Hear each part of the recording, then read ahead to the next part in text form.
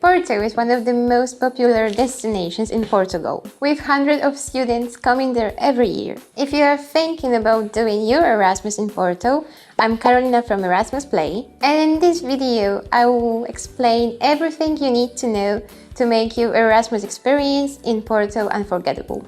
Let's start.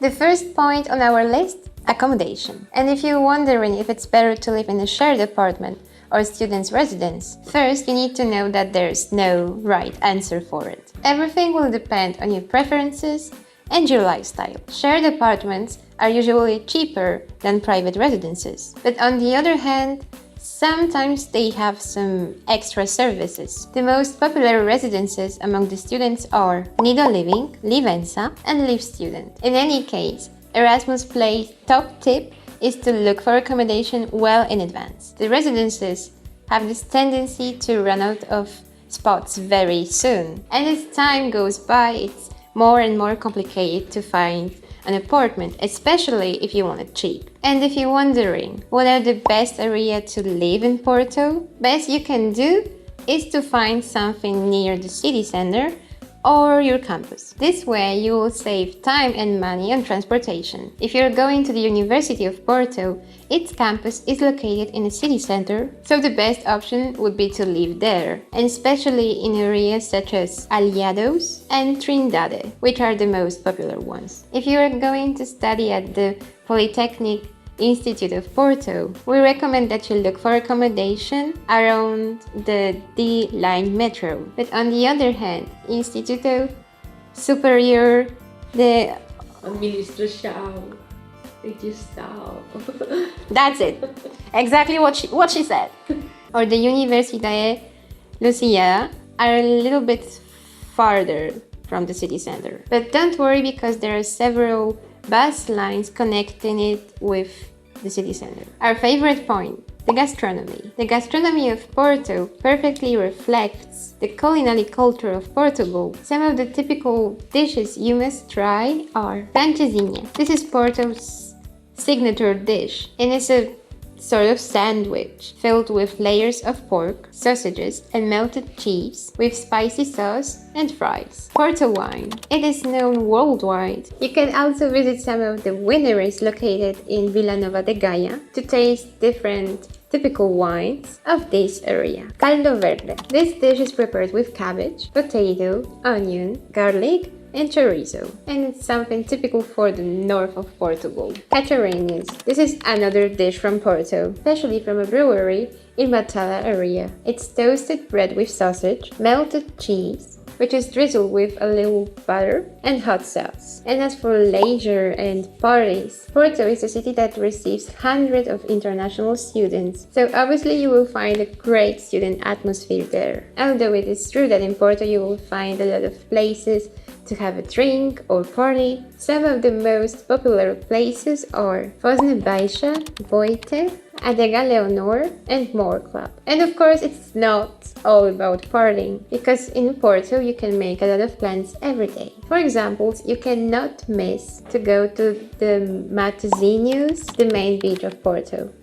Regarding the cost of living, we can say that Porto is relatively inexpensive city, just like the rest of Portugal. To give you an idea, the cost of living for students living in Porto is usually about 500-600 euros per month. Of course, one of your biggest expenses will be accommodation, and the room in a shared apartment is usually around 350-400 euros. But if you look well in advance, you can find some cheaper options. Although in Porto you can walk to many places, we recommend you to get a transport card. This is usually around 20-25 euros per month, and in the description box you can find the link where you can get more information about tickets and passes. As for the places you cannot miss in Porto, this is one of the favorite cities for students, international students, and tourists. So some of the places and monuments we recommend you to visit are Dom Luís I Bridge. This is the most representative symbol of Porto. This bridge crosses the Douro River and connects the city with Vila Nova de Gaia. You can also walk on the upper level of the bridge and enjoy a nice view watching the sunset. Clérigos Church. This Baroque-style tower is more than 70 meters high and has the best viewpoint of the historic center. Livraria Lelo. This bookstore is famous for its spiral staircase and unique architecture. It is also said to have served as an inspiration for J.K. Rowling. Fun fact for Potterheads. Bulao Market. This two-story market was inaugurated in 1914. And even if you do not intend to buy anything, it is worth visiting to get into the Portuguese culture. The San Bento Station. It was built in the 9th century and its hall is decorated by more than 20,000 tiles, showing the history of Portugal.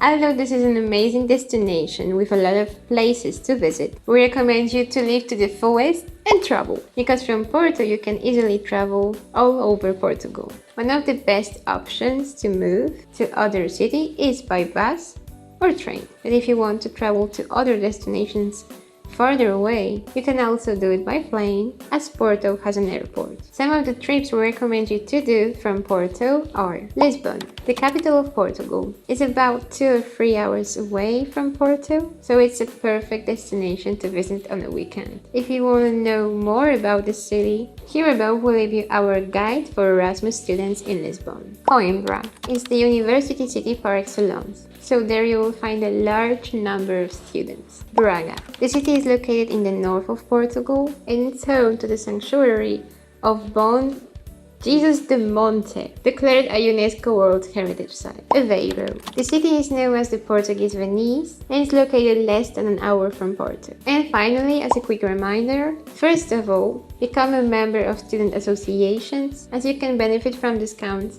that they have in different places. They also organize parties, events and even trips for Erasmus students. And most important part, apply for the European Health Insurance Card well in advance. This is the end of today's video. Don't forget to subscribe to our channel and click on the notification button. You can also follow us on our other social media, links in the description box. And that's it, see you soon with new videos. Assistant.